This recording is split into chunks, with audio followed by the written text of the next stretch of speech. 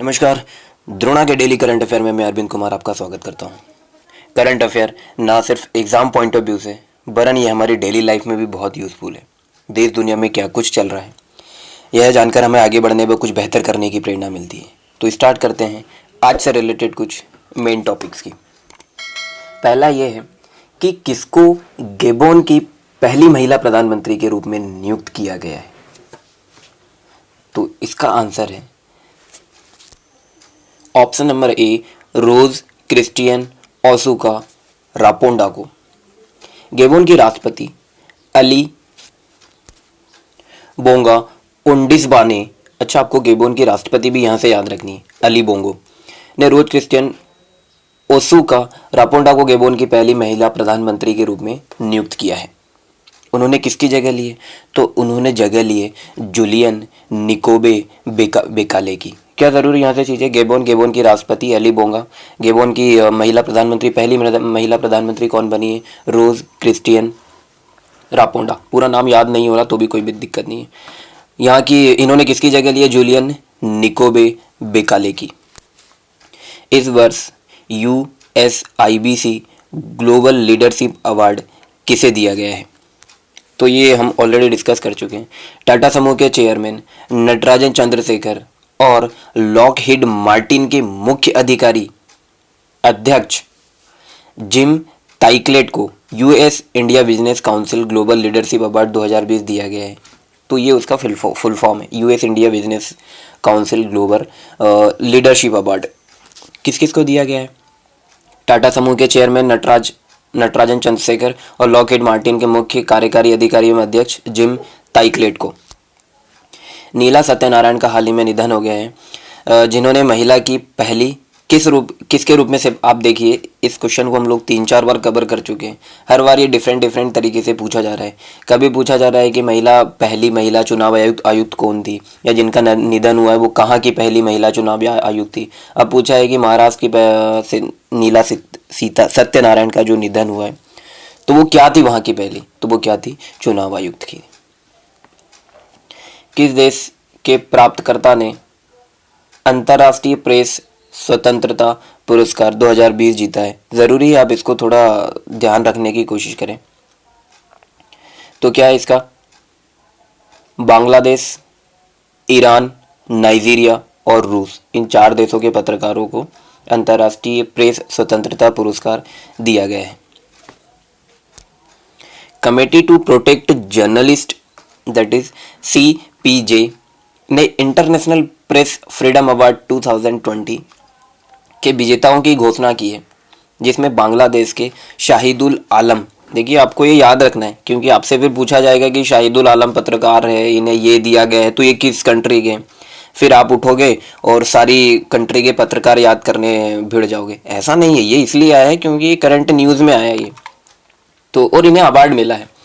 तो बांग्लादेश के शाहिदुल आलम, ईरान के मोहम्मद मोसेद, नाइजीरिया के डापो ऑलरुनोमी और रूस के स्वेतलाना प्रोकोपायवा, ये 4 पत्रकार हैं जिन्हें क्या मिला है? अंतर्राष्ट्रीय प्रेस स्वतंत्रता पुरस्कार 2020 से नवाजा गया है।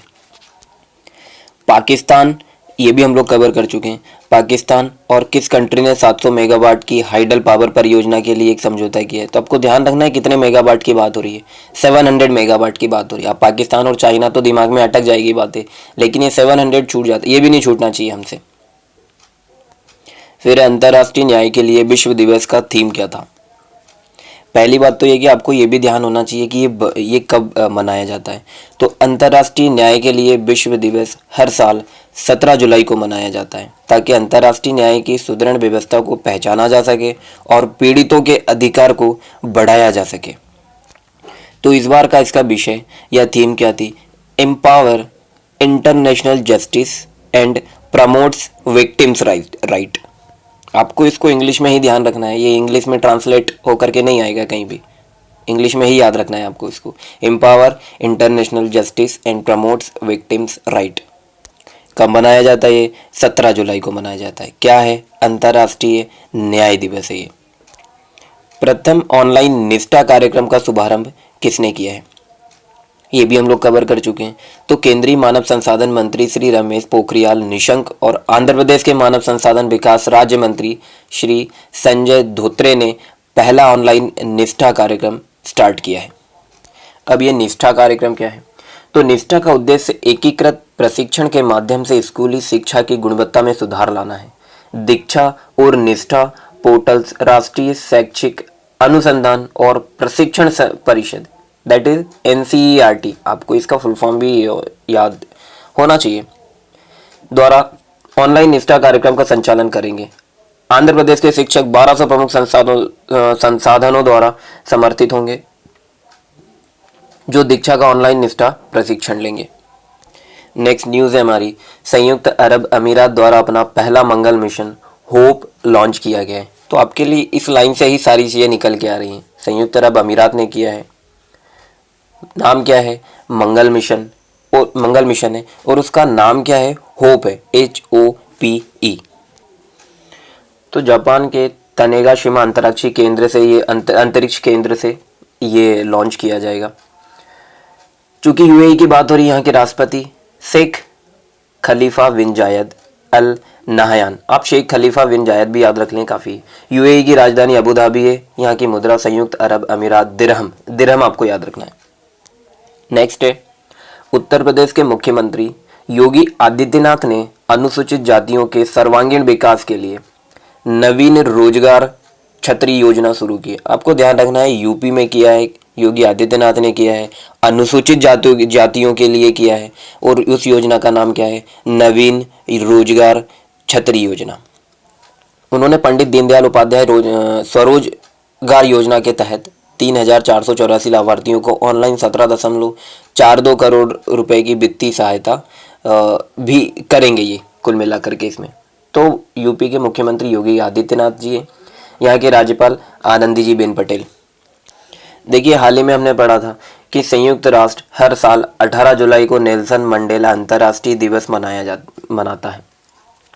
तो नेल्सन मंडेला जी के बारे में काफ़ी हमने फैक्ट जाने थे, जो उसमें छूट गए थे वो आपको सर्च भी करना था। अब नेक्स्ट न्यूज़ है हमारे पास कि गिनियन डॉक्टर मोरिसाना कोएट, नाम याद रखना है, मोरिसाना कोएट, और ग्रीस की मारियाना बर्दिनाइनिस, मोरिसाना मारियाना को 2020 नेल्सन मंडेला पुरस्कार के लिए चुना गया है। नाम आपको ध्यान रखना है, मोरिसाना और मारियाना। इनकी कंट्रीज भी आपको ध्यान होनी चाहिए, गिनियन और ग्रीस। संयुक्त राष्ट्र महासभा के अध्यक्ष तिजानी मोहम्मद बंदे ने पुरस्कार के विजेताओं की घोषणा की, जो उन व्यक्तियों को सम्मानित करने के लिए दिया जाता है जो मानवता की सेवा के लिए अपना जीवन समर्पित करते हैं।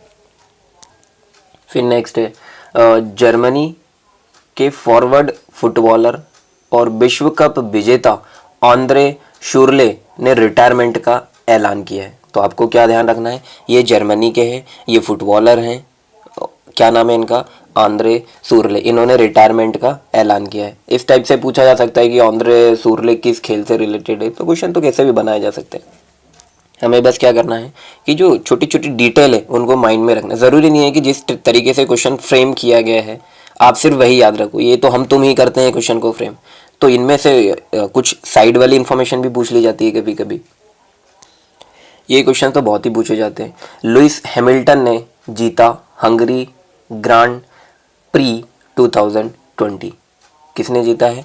लुइस हैमिल्टन ने जीता है। क्या जीता है? Hungary grand pre 2020। दूसरे नंबर पर कौन रहे? मैक्स वेरस्टापेन। तीसरे नंबर पर बाल्टेरी बोटास। हंगरी की बात हो रही है, हंगरी की राजधानी बुडापेस्ट है, मुद्रा है यहाँ की हंगेरियन फॉरेंट, और यहाँ के राष्ट्रपति हैं जानोस एडर। 20 जुलाई को विश्व शतरंज दिवस बनाया जाता है। ICC का नियम तोड़ने वाले पहले क्रिकेटर बने टॉम सिबले। गेंद पर लार लगाया था, इसलिए इनको नियम तोड़ने पर बैन किया गया। आपको पता है इंग्लैंड और वेस्ट, अभी हमने रिसेंटली इसको पढ़ा था कि इंग्लैंड और वेस्ट इंडीज के बीच जो मैच हो रहा है, 3 टेस्ट मैचों की सीरीज हो रही है, उसका दूसरा मुकाबला खेला जा रहा था। कोरोना महामारी फैलने के बाद क्रिकेट पर लगे बेन के बाद यह पहली इंटरनेशनल सीरीज़ थी। आपको ये भी ध्यान रखना है कि ये वेस्ट इंडीज और इंग्लैंड के बीच हुआ था। अंतर्राष्ट्रीय क्रिकेट परिषद दैट इज आईसीसी ने कोरोना वायरस संक्रमण फैलने की वजह से गेंद को चमकाने हेतु लार का प्रयोग पर पाबंदी लगा दी है, और ऐसा करते पाए जाने पर टॉम सिबले को प्रतिबंधित किया गया है।